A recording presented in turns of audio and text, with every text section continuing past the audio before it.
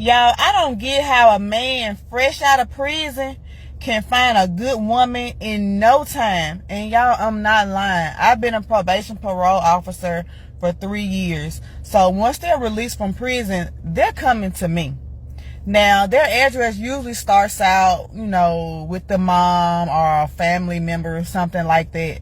But that next month they come and I see them, oh, they need to immediately change their address. Baby, they found them a woman. She's helping him pay his fines and fees. She's cooking for him. He's using her car and stuff. Salutations, family, and welcome back to Ride Along with the Storm. That clip you just seen, family, was from a young lady who says she's a parole officer, and she deals with a lot of gentlemen who have been incarcerated and who have been introduced into the industrial prison complex. But when this young lady asked this question, how do these young men get good women even though they've just been released from prison? It's because a lot of black women right now in the community prefer compromised men. A lot of these women like to deal with what they call so-called thugs because these men deal in chaos. They deal in chaos. It's almost always certain enmity dealing with these gentlemen. And see, when you understand a lot of women have a capricious and very whimsical nature about themselves. They get bored real easily, and in their whimsical nature, they always need to be entertained. And when you look at a lot of these guys who are criminals that go back and forth in and out of jail, that's all these women see these guys as. They see them as excitement. They see them as entertainment. One day these guys could be in a shootout. The next day these guys could be cooking coke in the kitchen. The next day they could be locked up for a DUI. It's constant excitement.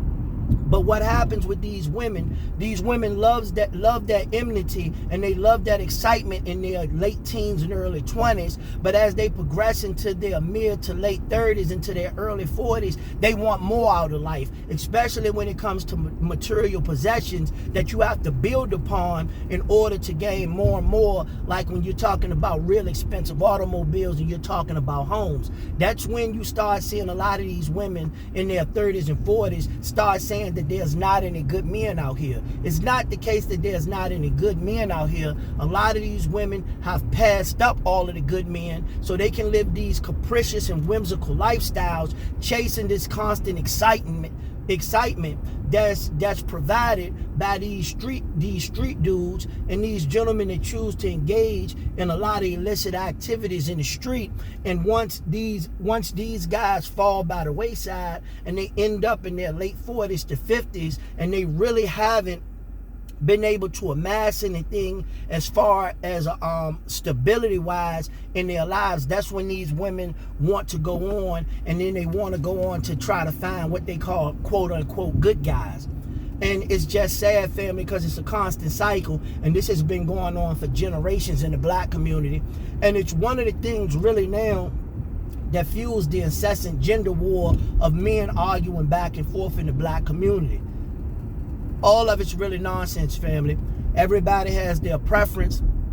Everybody has what they like and what they don't like. But when it comes all down to it, the decisions you make in life, family, are your decisions, and you have to be held accountable for your decisions throughout life.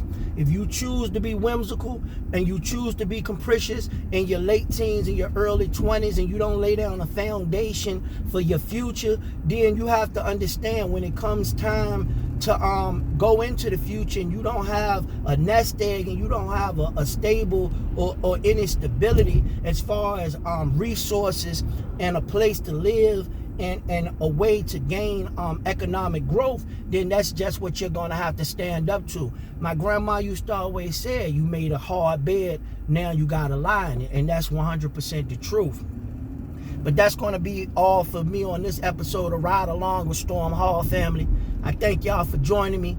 I'm going to see y'all next time, family. Peace. I've been a superstar. And I got paid for what I knew. And I shared the game with them.